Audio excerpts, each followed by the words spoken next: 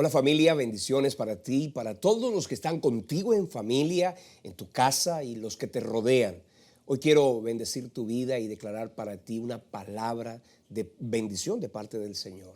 Y quiero, en este momento el Espíritu Santo me traía a memoria ese texto de las Escrituras que dice: alzaré mis ojos a los montes. ¿De dónde vendrá mi socorro? Y el salmista respondió: mi socorro viene del Señor, que hizo los cielos y la tierra. Estamos viviendo momentos de gran incertidumbre. El planeta entero se cierne en medio de una situación bastante preocupante desde el punto de vista económico, monetario. Las naciones de la tierra están siendo afectadas de una manera impresionante.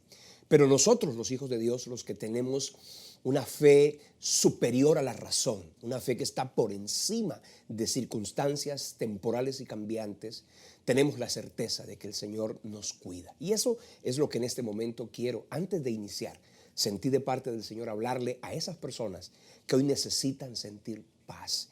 La paz no proviene de tu estabilidad económica o de tu estabilidad laboral, ni siquiera de las políticas económicas que ejerce el gobierno de tu nación.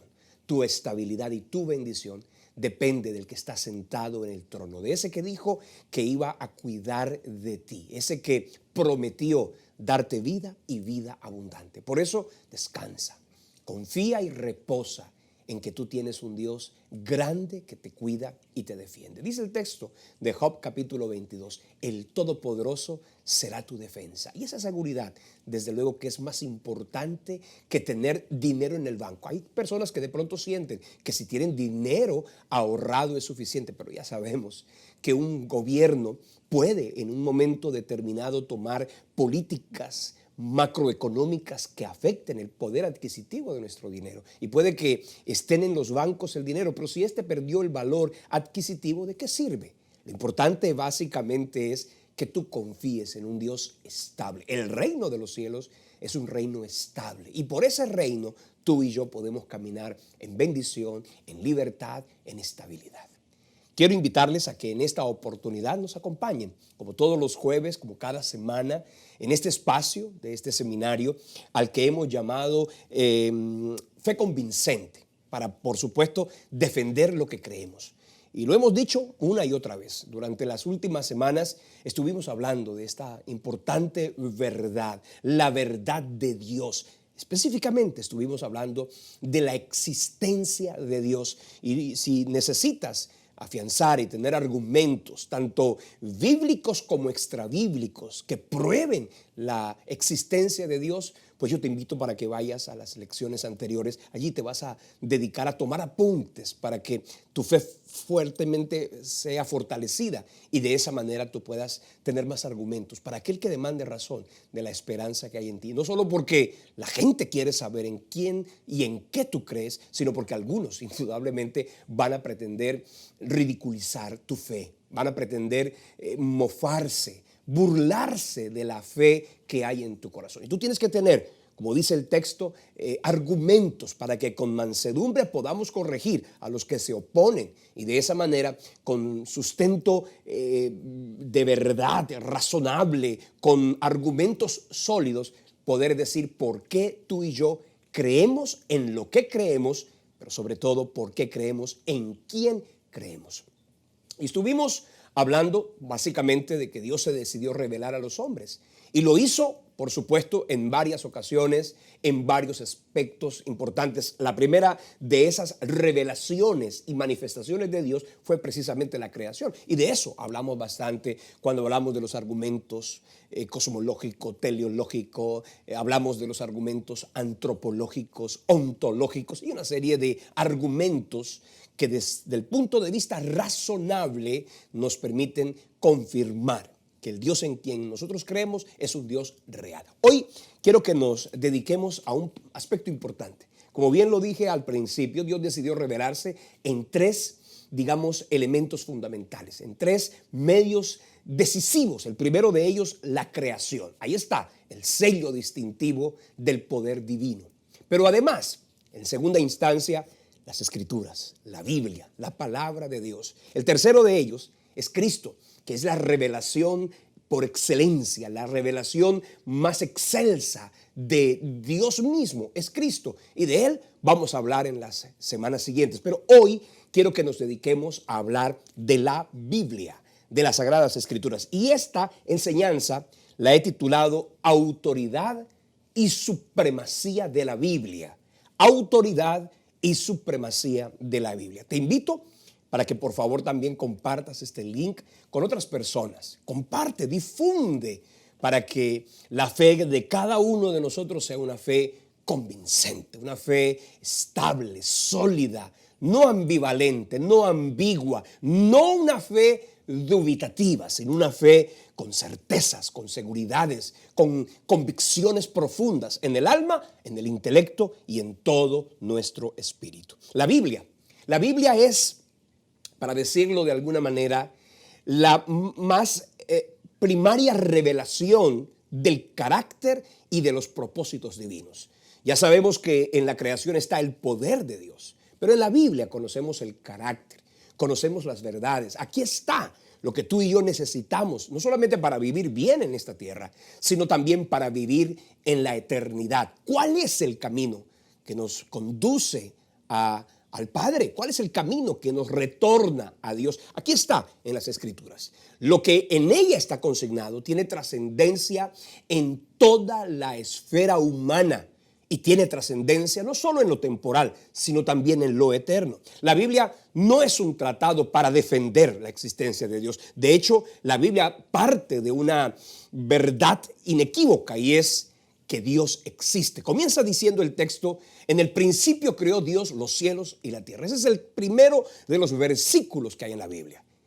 Dios creó los cielos y la tierra. La verdad que ahí está declarada no es una verdad que admite discusión ni que genera para algunos, digamos, principios de discusión. No, aquí no. Comienza la Biblia diciendo: Dios creó los cielos y la tierra. Por eso, quien se acerca a Él, como dice Hebreos capítulo 11, versículo 6, tiene que comenzar con algo muy básico y es creer que Dios existe y que además, dice la Biblia, es galardonador de aquellos que le buscan. La Biblia, en ella encontramos toda la supremacía que necesitamos conocer en razón de fe, de doctrina, de conducta. La teología no debe sustentarse en el pensamiento del hombre que hace un análisis de Dios. No, la teología debe ser, para que sea una teología verdadera, una teología bíblica, una teología sustentada en las Sagradas Escrituras. Entonces, en la Biblia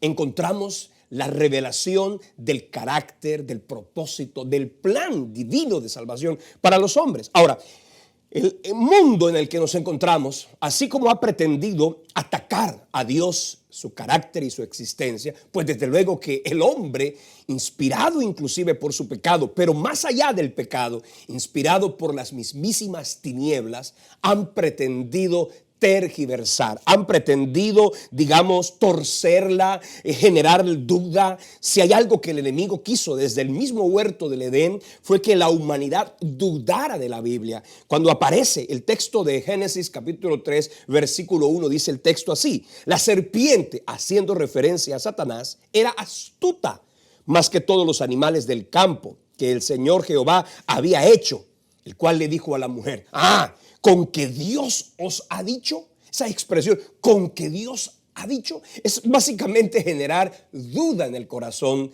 de la humanidad. Y desde entonces el diablo ha pretendido hacer la misma, digamos, práctica a lo largo de todas las generaciones: generar duda, llevar a las personas a dudar de la Biblia, a dudar de la verdad aquí escrita. Y terminan diciendo: sí, es que la Biblia es un libro de historia, es que la Biblia es un libro de una cultura distante y distinta a la que hoy nos ocupa y al entorno en el que nos encontramos. La gente pretende llevar la Biblia a un terreno eminentemente natural, humano. Como un libro de literatura, muchos lo ovacionan. Pero cuando se trata de darle el valor y la importancia desde la perspectiva divina, desde la perspectiva de la existencia y de la realidad de Dios, pues allí es donde los seres humanos han pretendido tergiversar la escritura, atacarla, llevarla al terreno simplemente de un libro únicamente normal. Y todos sabemos que la Biblia es el libro de los libros.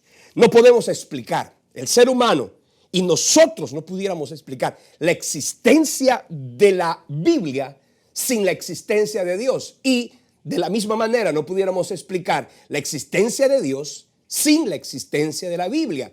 ¿Por qué? Porque en la Biblia encontramos la verdad revelada de Dios. Ella muestra, la escritura, la grandeza, muestra el poder, muestra el carácter, muestra la trascendencia de ese Dios que decidió revelarse a los hombres. Acuérdense que esto no fue el hombre pretendiendo conocer, auscultar, profundizar algo de Dios. No, en la Biblia encontramos el deseo de Dios de mostrarse a los hombres, de revelarse a los hombres. Ahora, ¿por qué la Biblia no es un libro como los excelentes libros que la literatura mundial ha conocido a lo largo y ancho de la historia? Porque sí, hay muy buenos libros, la Ilíada, la Odisea, Don Quijote de la Mancha, Hamlet, todos estos libros de trascendencia de la humanidad. Son libros poderosos, son libros de gran, digamos, relevancia y de gran, digamos, trascendencia, voy a decir más que cualquier otra cosa. Pero la Biblia es un libro que me inspira reverencia. ¿Por qué? Porque aquí está el pensamiento no de los escritores, aquí está el pensamiento de una mente superior, infinitamente superior, la mente del Espíritu Santo. Mira lo que dice la Escritura en la segunda carta de Pedro, capítulo 1, versículo 21. Nunca la profecía fue traída por voluntad humana, sino que los santos hombres de Dios hablaron siendo inspirados por el Espíritu Santo. Fíjate esa expresión, los santos escritores escribieron siendo inspirados por el Espíritu Santo. Yo sé que la palabra inspiración puede que tenga una connotación humana muy válida y muy el artista que se inspira para pintar una obra de arte, el que se inspira para escribir un libro o una canción, habla de inspiración, pero es que la palabra inspiración que está escrita en ese pasaje del apóstol Pedro es una palabra que tiene una trascendencia aún mayor y voy a explicarlo de esta manera. La palabra griega que se utiliza para decir que la Biblia fue inspirada por el Espíritu Santo es la palabra griega pheromenus, que traduce literalmente movido, impulsado y dirigido. En este caso, por el Espíritu Santo. Entonces, debemos entender algo que es importante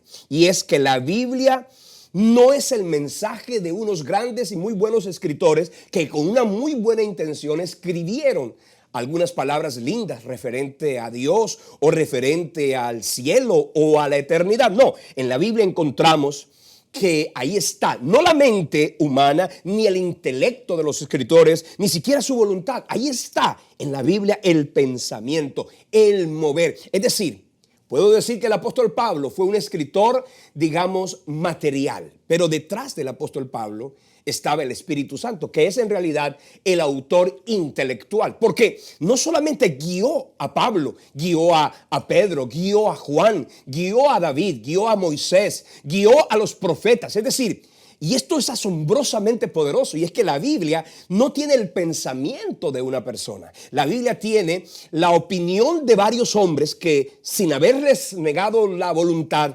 fueron movidos, fueron inspirados por una mente superior. Eso fue lo que hizo que la Biblia tuviera esto que hoy se conoce como la perfecta cohesión. La Biblia tiene una cohesión impresionantemente asombrosa, una hilación perfecta, siendo un libro escrito en distintos idiomas, distintas culturas, distintos tiempos, porque la Biblia no se escribió de un día para otro, se escribió en un periodo de 1600 años. No es un solo libro, la Biblia tiene 66 libros y cada uno de ellos fue inspirado por el Espíritu Santo. De allí que podamos decir que la Biblia tiene eso que se llama una perfecta armonía, la armonía de todos los textos bíblicos, que sin, oiga bien, haberse puesto de acuerdo, humanamente hablando, en ella no encontraremos contradicciones, ni errores, ni encontraremos ningún tipo, digamos, de objeciones. Entonces la Biblia es el pensamiento divino, es el Espíritu Santo que habló, no solamente para ese tiempo, que habló para este tiempo, porque dice que fueron siendo inspirados por el Espíritu Santo cuando escribieron, pero además la palabra tiene un poder eterno, es decir, no caduca. Los libros de economía han caducado. El libro El Capital de Carlos Marx en su momento fue una cosa muy importante, pero ya ese libro, al análisis de la contemporaneidad, se dice que ese es un libro caducado completamente y hay muchos otros más. Pero la Biblia no ha caducado. ¿Por qué? Porque ella tiene una trascendencia infinitamente superior. Hebreos 4, versículo 12 dice que la palabra de Dios es viva y eficaz. Sigue diciendo otras cosas, pero comienza diciendo la palabra de Dios es viva y eficaz. Es decir, no es una letra muerta, no es un libro obsoleto, no es un libro que ha perdido valor y vigencia. No, la Biblia tiene importancia, trascendencia, tiene tanta reverencia ante la humanidad que todo aquel que ha leído sus páginas ha tenido que definitivamente decir que allí está el pensamiento de Dios. Ahora, el texto dice que ella no se va a acabar, que la Biblia no va a dejar de cumplirse.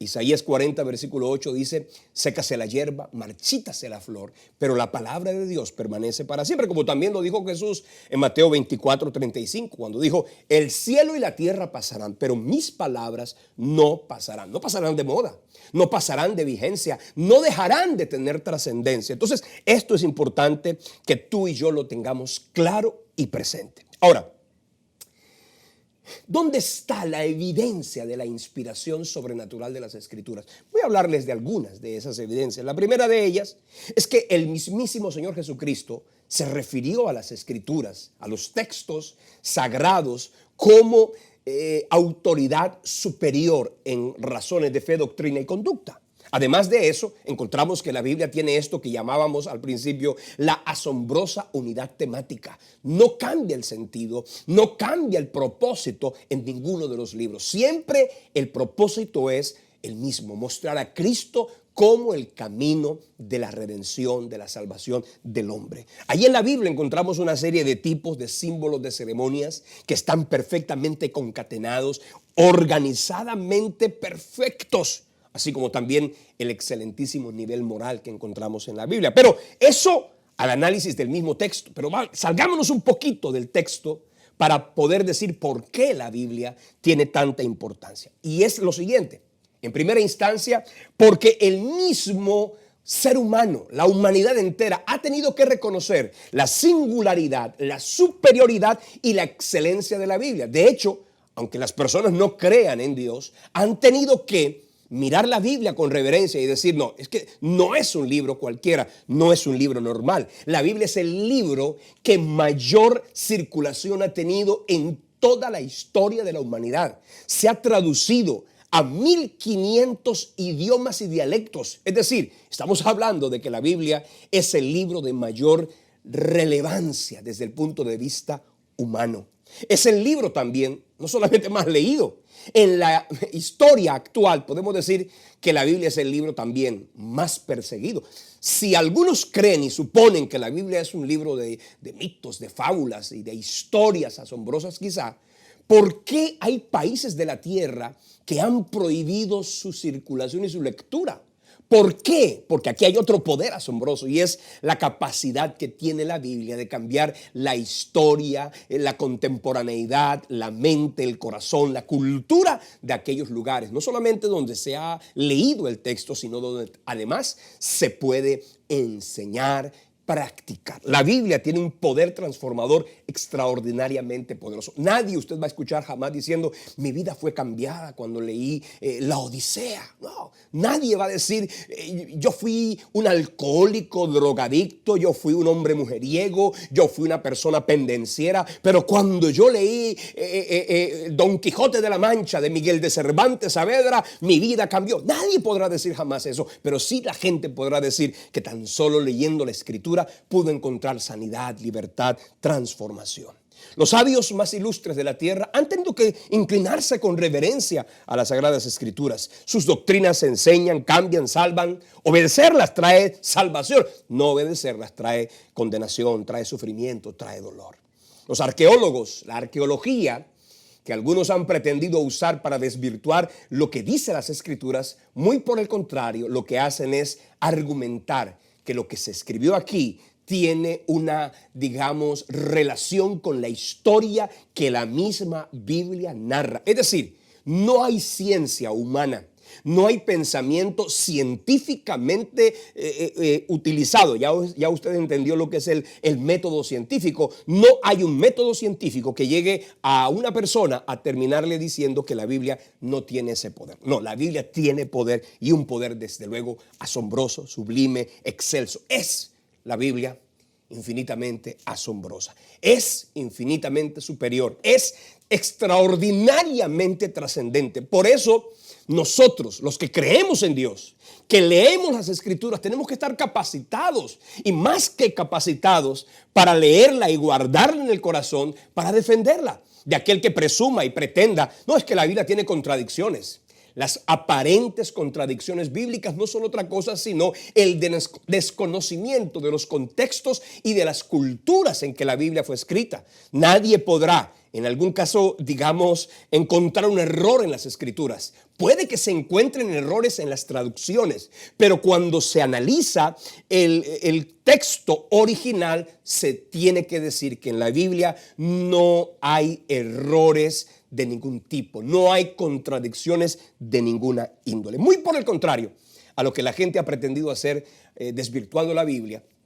La ciencia ha tenido que inclinarse con reverencia. Por eso le explicaba yo en semanas anteriores que los científicos más ilustres que han pisado la tierra han tenido que decir y comprobar que la Biblia no es un libro normal. ¿Por qué? Porque ella habla de cosas que científicamente solo con el tiempo pudieron ser comprobadas. Y yo voy a hablarle, aquí traje 20 ejemplos. Voy a ver si el tiempo nos lo permite, pero voy a tratar de darles los ejemplos que hacen y muestran la Biblia como un libro extraordinariamente superior. Primero que todo, que la tierra flota en el espacio interestelar. ¿Saben una cosa? Eso definitivamente fue solo hasta el año 1650 después de Cristo, cuando se hablaba de la flotación de la tierra en el espacio, porque antes se creía que la tierra era plana, que estaba sobre una tortuga o sobre el lomo de un elefante, o inclusive algunos encargados de la mitología terminaron diciendo que colgaba o que la llevaba Atlas en su propia espalda, cuando la Biblia, el libro de Job, el primer libro de la Biblia escrito, dice la Escritura que la tierra cuelga sobre la nada. En Job 26, versículo 7 dice, Él extiende, hablando de Dios, el norte sobre vacío. Cuelga la tierra sobre nada. Esto desde luego habla de una ubicación en el espacio interestelar a través de esa maravillosa obra divina que hace que la tierra no solamente flote en el espacio, sino que además no tenga nada en que sea soportada. Como dice Job 38, versículo 4. ¿Dónde estabas tú cuando yo fundaba la tierra? Házmelo saber, le dijo a Job, si tienes inteligencia. ¿Quién ordenó sus medidas? Si la conoces, o quien extendió sobre ella un cordel, como que la tierra estuviera colgada sobre una línea que es tensada por la mano divina. ¿Sobre qué están fundadas sus bases? ¿O quién le puso a la tierra una piedra angular? Desde luego que la Biblia está diciendo que ella está flotando en el espacio. Otra cosa que me asombra extraordinariamente, y es el hecho de que hoy la navegación marítima, fluvial, es una navegación que ha tenido que comprobar que para que una embarcación pueda flotar necesita que su largo sea 6 veces más que su ancho.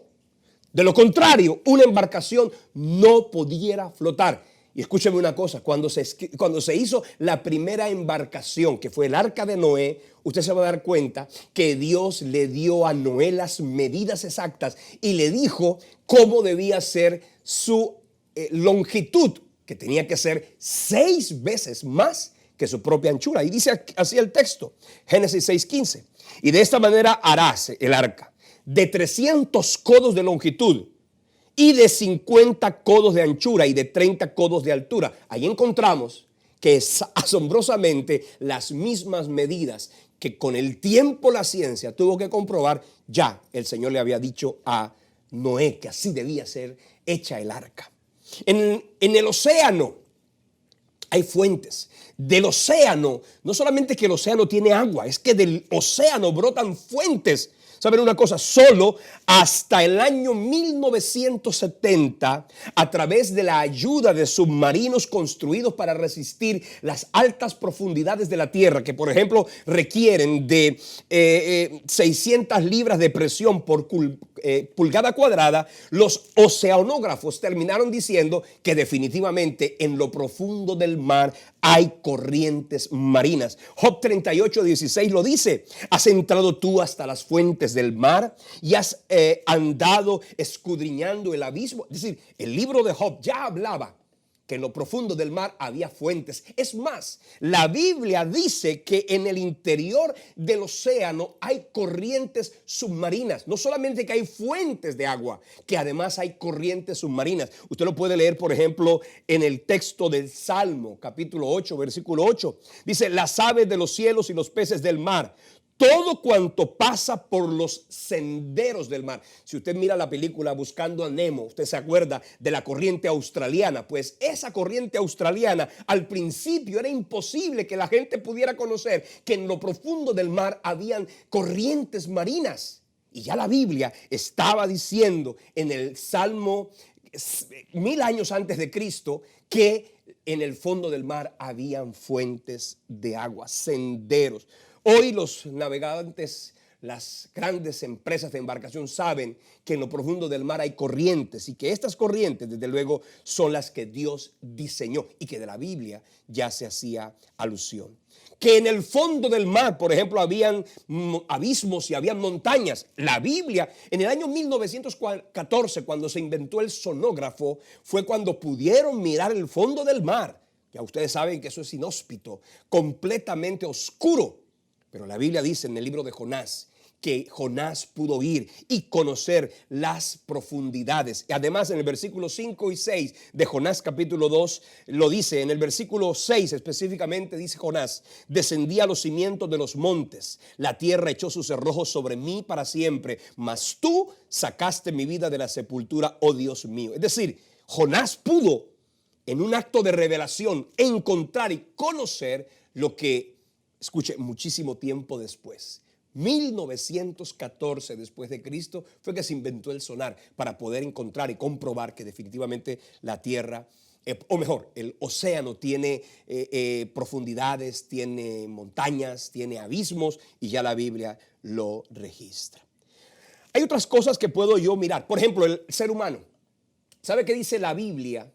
Que el hombre fue hecho del polvo de la tierra. Usted lo puede leer en Génesis 2:7. Dice: entonces Jehová Dios formó al hombre del polvo de la tierra y sopló en su nariz aliento de vida, y fue el hombre un ser viviente. Génesis 3:19, mira lo que dice: con el sudor de tu rostro comerás el pan hasta que vuelvas a la tierra, porque de ella fuiste tomado, pues polvo eres y al polvo volverás. Mira qué cosa tan interesante. La Biblia dice que fuimos hechos del polvo de la tierra. Y qué cosa tan curiosa que el cuerpo humano está compuesto de 28 elementos minerales, todos encontrados en la misma tierra. Es decir, ahí hay una comprobación que dice que el hombre, su sustancia física, fue hecha de la tierra.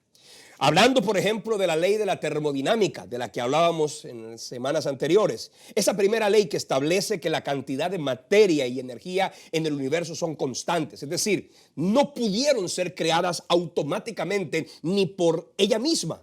La Biblia dice, para comprobar que fue una energía superior, una fuente superior, un poder sobrenatural el que la creó, encontramos en Génesis 2:1, fueron acabados los cielos y la tierra. Es decir, Dios hizo los cielos y la tierra. Dice que fueron acabados. No dice que se están generando, multiplicando o creando. No hay nueva creación. Lo que hay es una modificación de la materia. Pero lo que aquí encontramos, y la Biblia lo comprueba, es que la creación completa, toda la materia fue compuesta y fue hecha por la perfecta mano y el poder de Dios.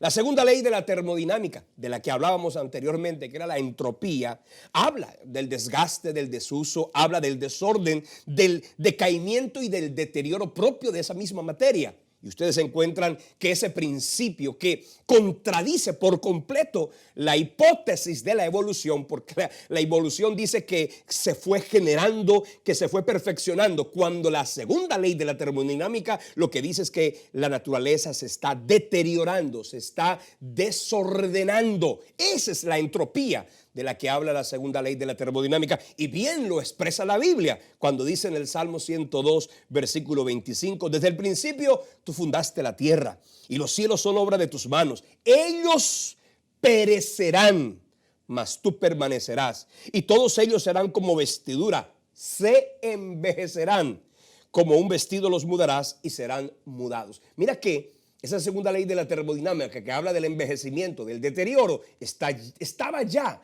escrita en la Biblia, y en este caso en el libro de los Salmos 1000 años antes de Cristo. Es decir, hace 3000 años se escribió esto. Las dimensiones del universo, todos saben, los expertos en física, en matemáticas se dan cuenta que el espacio se mueve en 4 grandes dimensiones: tiempo, espacio, materia y energía. Y déjenme decirle una cosa, eso lo comprobaron con posterioridad, pero la Biblia dice así: en el principio, hablando del tiempo, creó Dios los cielos, hablando del espacio, y la tierra, hablando de la materia, y dijo Dios, sea la luz, y fue la luz, hablando de la energía. Eso está en Génesis capítulo 1, versículo del 1 al 3. Que la tierra es redonda, óiganme, han dicho que la tierra era cuadrada, que era plana. Déjenme decirle una cosa, 700 años antes de Cristo, el profeta Isaías ya anunciaba que la tierra era redonda cuando escribió en el libro de Isaías 40, 22. Él está sentado sobre el círculo, el texto hebreo dice sobre el orbe de la tierra, cuyos moradores son como langostas. Él extiende los cielos como una cortina, los despliega como una tienda para morar. De allí, Galileo Galilei, el que mencioné en la segunda de nuestras clases, que fue un extraordinario inventor, además creyente en Dios, pudo comprobar para allá por los años 1600 que la tierra era redonda. Es decir, la redondez de la tierra fue comprobada con muchísima posterioridad, pero ya la Biblia, recuerde, 700 años antes de Cristo, hace 2700 años, ya la Biblia decía que la tierra era redonda.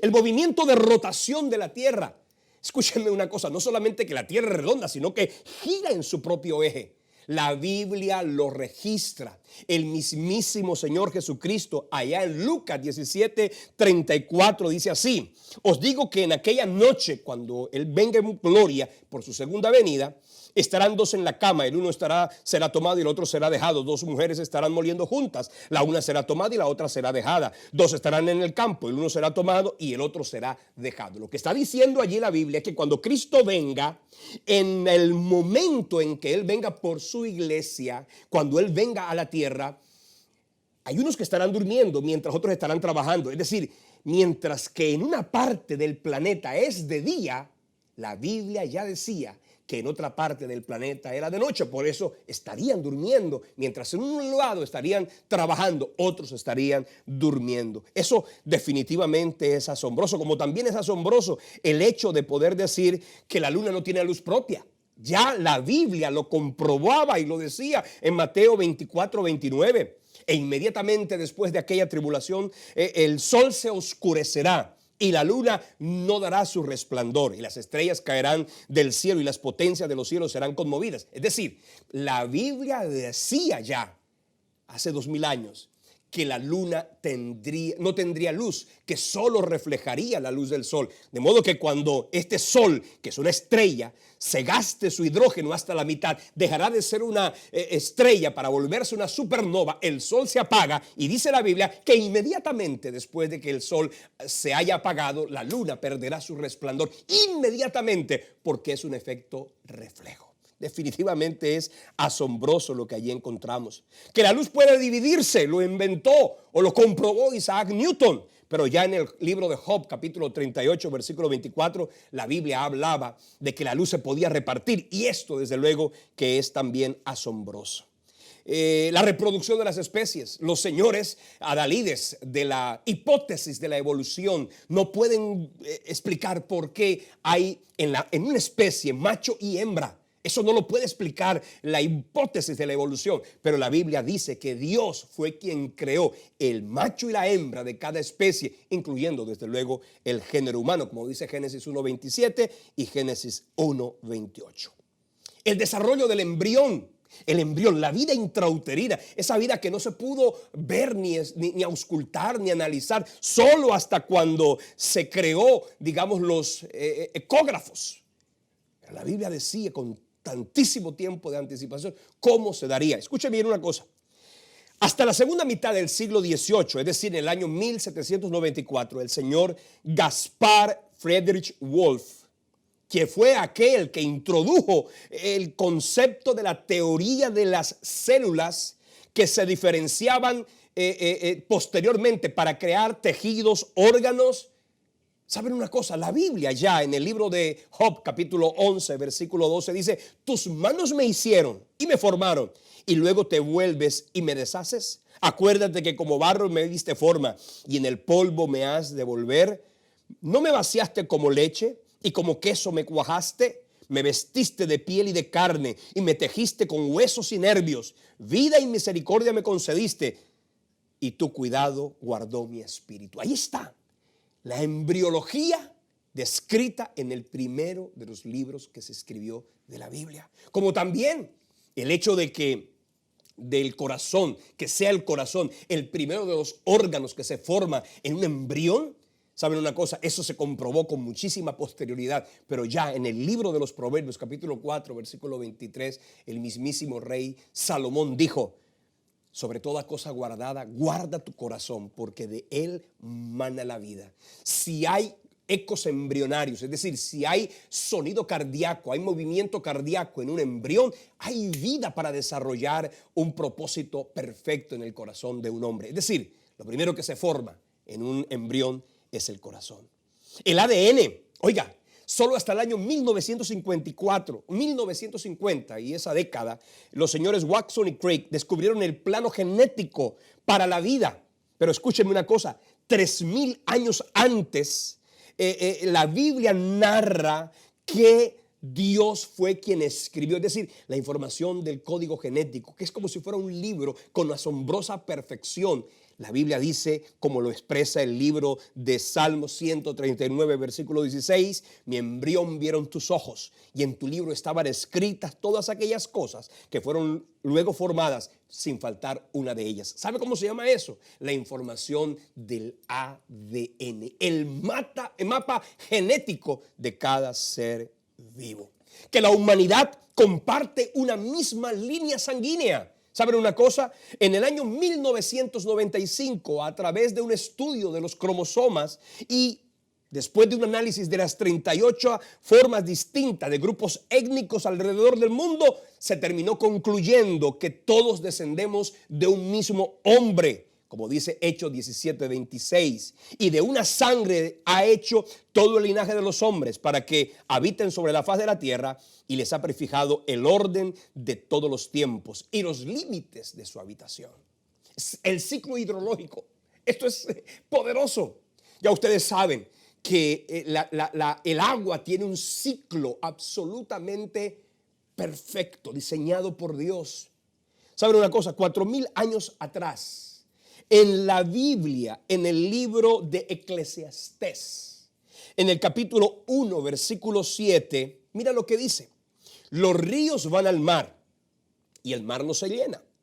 Al lugar de donde los ríos vinieron, allí vuelven para correr de nuevo. Mira qué cosa tan interesante. El ciclo hidrológico. A través del agua marina, a través del calor del sol, se evapora. Se convierte en lluvias que luego son transportadas y llevadas a los continentes para que luego a través de la precipitación desciendan en la tierra y a través de los ríos vuelvan al mar. ¿Sabe? Ese ciclo hidrológico, Eclesiastés capítulo 1, versículo 7, ya lo mencionaba, y Job capítulo 36, versículo 27 dice: él trae las gotas de las aguas. Al transformarse el vapor en lluvia, la cual destilan las nubes, goteando en abundancia sobre los hombres. Eso es lo que enseña la meteorología y la hidrología hoy en día. Queridos hermanos, les he mencionado muchas evidencias y hay muchas más. Evidentemente hay demasiadas, pero el tiempo desde luego que no nos lo permite. Lo que quiero invitarte a que en este momento hagas es a que le des a la Biblia el valor, la trascendencia y el poder que ella tiene. No solo porque la ciencia la termina, digamos, corroborando, no solo porque la ciencia termina al final comprobando lo que la misma Biblia enseña, sino porque la Biblia nos explica y nos narra el inmenso y profundo amor de Dios. Aquí está lo más importante. No que la ciencia la haya comprobado, no que la arqueología la haya corroborado. No, esto es importante para los escépticos, para los incrédulos, para aquellos que de alguna manera pretenden minimizar, subestimar, ridiculizar la verdad escritural. Lo más importante de la Biblia es el poder transformador que ella tiene. ¿Por qué? Porque nos revela el propósito de Dios para los hombres. La Biblia tiene esa característica extraordinaria: transformar mentes, corazones y culturas para hacernos hoy personas que no solamente tengamos una calidad de vida bendecida en la tierra, sino en la eternidad. Los principios de economía moderna, los principios de contaduría, los principios mismos de la ciencia médica, la salubridad que hoy en día se conoce. ¿Saben una cosa? Algo que llega a la mente. Por ejemplo, Dios le dijo a los seres humanos para establecer la circuncisión que en el octavo día tenía que realizarse esa circuncisión, digamos, esa cirugía en el prepucio de los varoncitos. Pues es asombroso que el cuerpo humano, específicamente en el octavo día, tenga una asombrosa, digamos, elevación de la vitamina K y de la velocidad de la protombina, que es la que se encarga de la coagulación. Es decir, en el octavo día el cuerpo humano se prepara para una hemorragia. Esto también es extraordinariamente asombroso. Así que yo te invito para que confíes en el Señor, que pongas en Él, en Dios, tu esperanza y que le creas a la palabra. No hay contradicciones, no hay errores. Hay libros, de hecho hay un diccionario fabuloso que dice Diccionario de dificultades y aparentes contradicciones bíblicas. Si tú encuentras un error en las escrituras, ve a un libro como ese, que con datos y con argumentos y con hechos científicos y culturales te van a poder explicar que no hay un error. Lo que hay es un desconocimiento normal y natural en cualquiera de nosotros. Te agradezco por acompañarnos en este día. Te agradezco por hacer parte del ministerio Semilla de Vida. Te invito para que si esta palabra bendijo tu corazón, para que si esta palabra habló a tu alma, entonces la afiances en el alma y la puedas compartir con otras personas. Recuerda que necesitamos llegar a más personas, llevarles el mensaje, anunciarles que Dios es real y que su palabra es verdadera. Comparte, copia el link, llévaselo a otra persona, mándaselo. Es fácil, es sencillo, no tienes que copiar nada, solo coger y reenviar. Y de esa manera va a ser muy sencillo ayudarnos a llevarles a ellos un mensaje de fe, de esperanza, sustentado bíblica y científicamente.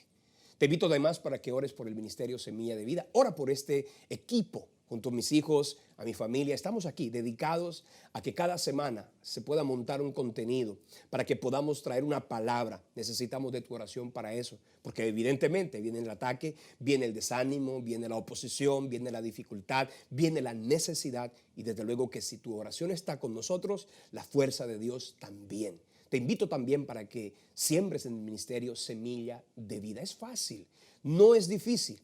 Y es importante que tú entiendas que en tiempos de escasez, en tiempos de necesidad y de incertidumbre, lo que más podemos hacer nosotros es sembrar en lo que concierne a la predicación de la palabra. Cuando esto hacemos, estamos asegurando nuestra estabilidad, nuestra prosperidad. Hoy en día la gente dice, ¿dónde puedo invertir que sea seguro? Pues te digo, en el reino, en la obra de Dios.